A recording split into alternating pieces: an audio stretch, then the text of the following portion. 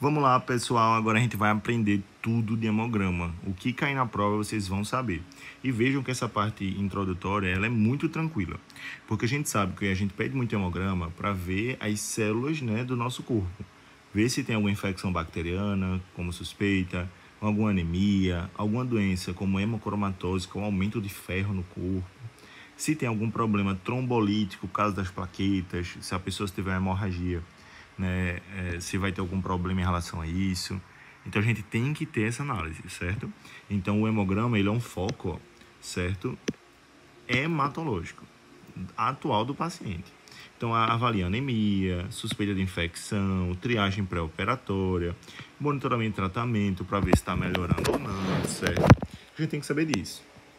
Agora uma coisa importante, vou ter até um caso aqui para vocês olharem comigo. Mas é o seguinte, imagina uma mulher que está em período menstrual. Ela está em uma fase de descamação de endométrio e está perdendo sangue. Vocês acham que o hemograma dela não pode dar um pouquinho de anemia, não? Pode, meu senhor. É algo esperado, certo? Então, vejam que nem todo hemograma baixo já vai ser anemia patológica, certo? E uma coisa importante, pessoal, o hemograma se divide em 3 partes. A gente tem o eritrograma, o leucograma e a plaquetograma, que a gente chama de trombograma também, se quiser falar. E aí o eritrograma, ele vai avaliar o quê? As hemácias. A gente avalia aqui as células vermelhas. E elas transportam o quê? O oxigênio. Então a gente quer ver se elas estão transportando tudo direito, se estão em quantidade boa ou não. E aí, ó, o eritrograma, ele é o primeiro componente do hemograma, certo? Então aqui a gente vai avaliar as séries vermelhas. Uma coisa importante que eu quero que vocês saibam é o seguinte, lembrem, a hemácia, pessoal, ela carrega dentro dela oxigênio, por causa de uma proteína que é a hemoglobina. Então, não adianta ter hemácia e não ter essa hemoglobina, viu? Tem paciente que tem a quantidade de hemácias ok, mas as hemácias estão tudo sem cor, não tem hemoglobina. Então, tem que ter a hemoglobina. Então, a HB ela é o ponto mais confiável para a gente avaliar a anemia, certo? A hemoglobina. E aí, ó, o parâmetro ele é muito importante, que a gente vai... Os 3 primeiros parâmetros do eritrograma é a quantidade de hemácias, a quantidade de hemoglobina e a quantidade de hematócrito, que são valores diferentes que a gente vai entender agora, certo? Então, vamos lá. Veja. Hemoglobina, a gente falou agora que é a proteína que carrega o oxigênio, não é isso? Então, é a capacidade de transportar o oxigênio. Então, sua dosagem ela é o parâmetro mais sensível para anemia. Lembrar disso, HB. O hematócrito, ele representa a fração de volume total do seu corpo que corresponde às hemácias. Como assim, meu senhor? Imagina que você está com 10 litros de sangue. E desses 10 litros, 5 litros correspondem às hemácias. Então, o seu hematócrito é de 50%. Ele é a porcentagem que as hemácias ocupam, certo? Ali no sangue, tranquilamente. E aqui a contagem de hemácias, que é o número absoluto mesmo das hemácias, certo? Então é muito importante saber disso, certo? E aqui, ó, a gente começa a entender que a partir desses valores, a gente tende a ver se o paciente está anêmico ou não, certo? E aí eu botei umas questõezinhas aqui para vocês fazerem, porém aqui a gente tem que avaliar o hemograma. E aí, além desses, pessoal, a quantidade de hemácias, hemoglobina e o hematócrito, que é essa porcentagem, a gente tem os índices hematiméricos, que ele é muito importante para classificar a anemia. Eu tenho certeza que isso vai estar na prova. Aí, quais são os que existem, meu senhor? Existem 3, pessoal, que é o VCM, o HCM e o CHCM. E aí vocês vão aprender tudinho agora. O que é o VCM, meu senhor? O VCM é o tamanho médio da hemácia. Então, imagina que eu estou com 5 hemácias. Uma tem tamanho de 2, a outra tem de 3, a outra tem de 2, a outra tem de 5 e a outra tem de 6. Eu vou somar tudo e dividir por 5. E aí eu vou ter o VCM. Então o VCM ele é o tamanho médio das hemácias. E o valor de referência dele é de 80 a 100, certo? E aí, por exemplo, se o VCM estiver alto, a gente vai ter um problema de anemia que a gente diz que é macrocítica, porque está alto. Então, anemia macrocítica. Se tiver baixo, a gente diz que é anemia microcítica, certo? Anemia macrocítica está alto, microcítica está baixo. Tem que saber disso, certo? HCM, o que é, meu senhor? A quantidade média de hemoglobina por hemácia. Então, a gente vai pegar, por exemplo, uma hemácia tem 5 de hemoglobina, a outra tem 3, a outra tem 2. A gente vai somar isso e dividir. E aí a gente vai ter a quantidade média de hemoglobina. Não é tamanho da célula, aqui é a quantidade de hemoglobina. E aí o que eu quero que vocês saibam, quanto mais hemoglobina hemácia, mais escurinha ela é, mais cor ela tem. Então, se tem pouca hemoglobina, a gente vai ter anemia hipocrômica. Ah, mas eu entendi.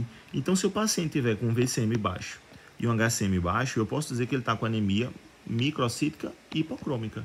Exatamente, pessoal. E a principal anemia desse tipo é ferropriva, que é por falta de ferro, certo? E se tiver normal, a gente diz que aqui é normocítica e aqui é normocrômica, certo? E o que é o CHCM, pessoal? O CHCM é a mesma coisa do HCM praticamente, viu? Ele vai dizer se é hipocrômico ou não. A gente nem usa muito ele. Mas só para vocês saberem a definição. É a concentração de hemoglobina por volume de sangue. Aqui era a quantidade média de hemoglobina por hemácia. E aqui é a concentração dela por volume de sangue. Só muda isso. E vai dizer se é hipocrômico ou não, certo? Então tem que saber disso. Quando falar em anemia macrocítica, eu quero que vocês lembrem sempre, né, certo, de anemia megaloblástica, que é a anemia, pessoal, por falta de vitamina B12, certo? Então, a macrocítica falou de megaloblástica. Microcítica hipocrômica tende a falar de anemia ferropriva, certo? E existe anemia também, pessoal, normo, viu? O HB está baixo, só que o VCM e o HCM estão normais. A gente chama de anemia normocítica normocrômica. Existe também. Lembre, o HB é o mais importante de todos, certo? E isso é a parte de morfologia, certo? Isso é a parte de valores de referência. A gente entra agora na morfologia. Isso vai cair também, que é o que a gente chama de poiquilocitose, não é isso?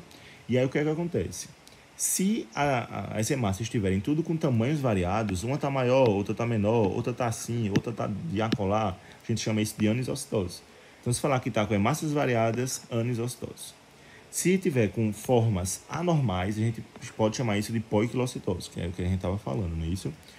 Os esferócitos é porque elas estão pálidas, certo? Que a gente vai comentar isso agora. E vou mostrar umas imagens para vocês, ó. Deixa eu mostrar aqui, ó. Drepanócitos, ó, as hemácias em foice, tá vendo? Ó? Anemia falciforme. Dacriócitos, ó, hemácias em gota, certo? Em lágrimas, certo? Esquizócitos, hemácias que estão fragmentadas, foram comidas. Tem que saber isso aqui, certo, pessoal? E tem um valor que é muito importante, que é o RDW. Vocês concordam que o VCM, ele só dá média? Então, por exemplo, imagina que eu tô com duas aqui. Uma que mede 10, a outra que mede 2. Se a gente dividir, pessoal, não vai dar 6 a média? Vocês concordam que essa média ela é distante dos dois valores? Então, ela não é tão fidedigna. Então, a gente olha o RDW. O RDW é a variação no tamanho das células. Se o RDW estiver alto, a gente está com a anisocitose, que é exatamente essa variação do tamanho das células. Então, tem que saber disso. E o valor de referência dele é 11,5 a 14,5. Então, a hemoglobina nos homens é 3,5 a 17,5, certo? Saber disso. Mulheres, 12 a 16. A gente só trata menor que 11, certo? Independentemente dos dois sexos, certo? No homem a gente já pode tratar menor que 12 e na mulher menor que 11, certo? Saber disso. E isso é a parte de hemácias. E aqui a gente entra no leucograma, que é tranquilo, não é células que vão gerar pra gente possíveis infecções. Então aqui a gente vai ter os leucócitos totais, ou de 4.000 a 11.000.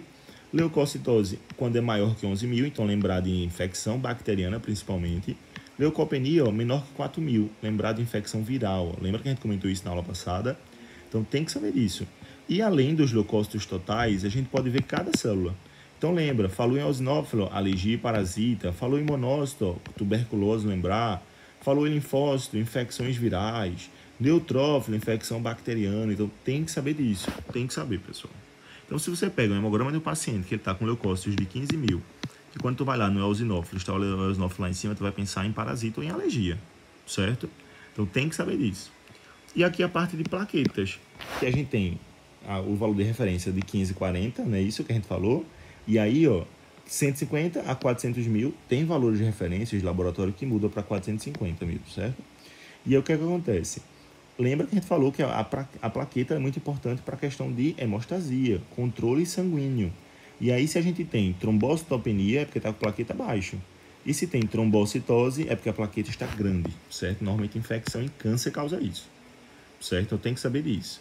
E acima de 100 mil, a gente já começa a pensar em reposição de sangue.